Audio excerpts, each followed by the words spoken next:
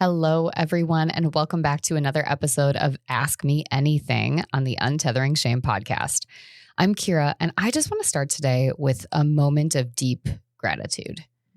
We're only a few episodes into this segment, and already the questions you've been sending in, the honesty, the depth, the vulnerability, it's truly incredible. I can feel the trust that's building in this community, and it means the world to me. Because this is what it's about, showing up with our full humanity. No masks, no shoulds, just our real, raw questions and a desire to live with more honesty and compassion. So thank you, truly. And now on to today's question, which comes from an anonymous listener and one that, as a mom myself, hits really close to home.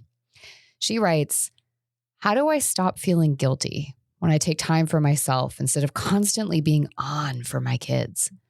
I've been struggling being the primary parent, the one they turn to for everything. I feel like I can't catch a break in any role, parenting, work, managing the house, all of it.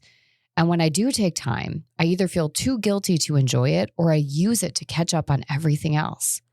Plus, when my kids have a meltdown because I'm not doing bedtime or drop off, I just sit there feeling so torn. I love being their person, but I'm still a person too. What do I do?" Let's take a breath. Let's acknowledge the vulnerability it takes to share this with the world. All right, and now let's get into it.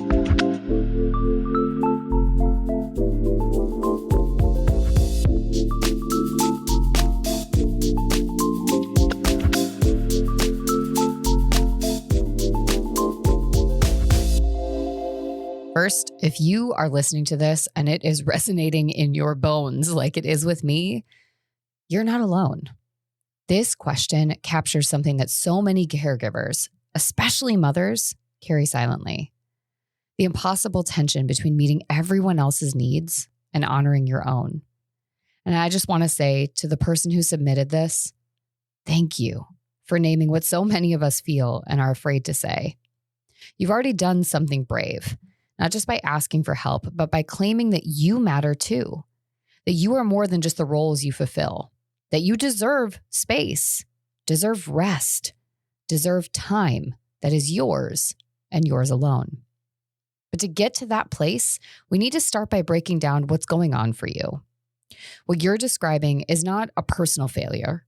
It's the weight of unsustainable expectations, both internal and cultural, that tell us we should be able to be everything, be everywhere, and do it all for everyone without falling apart. That guilt you feel, it's not because you're doing something wrong. It's because you've been conditioned to believe that meeting your own needs somehow comes at the cost of being a good parent.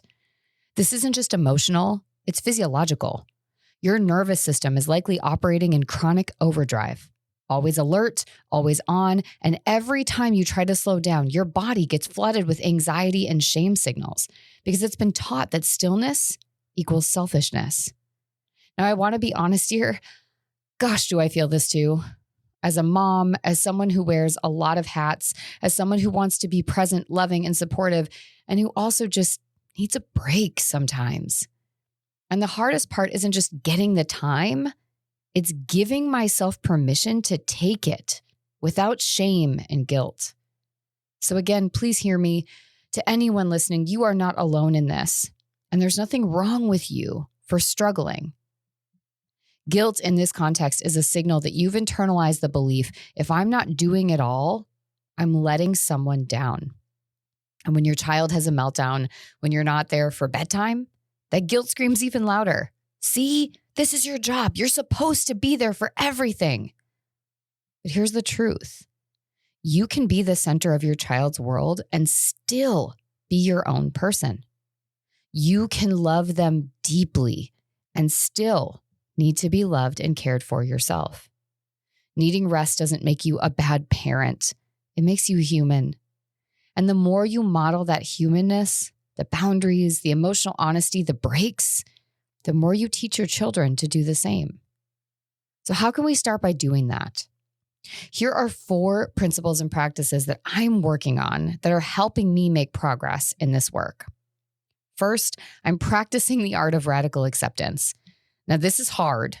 The idea for me is realizing that parenting, being somebody's person, is incredibly overwhelming. This is hard to do this work, and it's not my fault. So I want you to start by accepting what is without judgment. You are carrying too much. You're exhausted and you're longing for space. That's valid. You don't need to fix that feeling. You need to honor it. So say to yourself, I'm doing too much. And it's okay to say that out loud. The second thing I'm doing is trying to reframe guilt as a signal of values, not wrongdoing. So when you feel guilty, can you pause and ask yourself, what value is this guilt pointing to? Is it that I want to be a present parent? Is it that I care deeply? Then remind yourself, taking care of myself is what allows me to live into that value, not betray it. Third, try and set boundaries that reflect your capacity, not your ideal. The reality is, and yes, I struggle with this too, you can't do it all. And you don't have to. So try this. Choose one non-negotiable block of time each week that's just for you, even if it's 5, 10, 20 minutes. Communicate your need clearly and calmly and hold the boundary with your family, with your loved ones, with your peers. And then let the meltdowns happen. Let the dishes sit. Let things be imperfect. Each time you do that and you hold that space for yourself, you are rewiring your brain to see rest as safe, not selfish.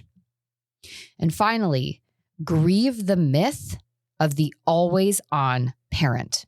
This is huge. There's a real grief in letting go of the fantasy that we can do it all and be okay. You may feel loss, sadness, even fear. Let those feelings move through you. They're not weakness. Their truth. Grieve the loss of control. Grieve the roles you've outgrown, and then ask, what do I want to rebuild in their place? So as we wrap up, let's come back to a few main points. First, guilt doesn't mean you're doing it wrong. It means you care. Second, rest is not a betrayal. It's the fuel for presence, not the enemy of it. Third, you are allowed to matter too, not just as a parent, but as a whole, breathing, beautiful, independent person.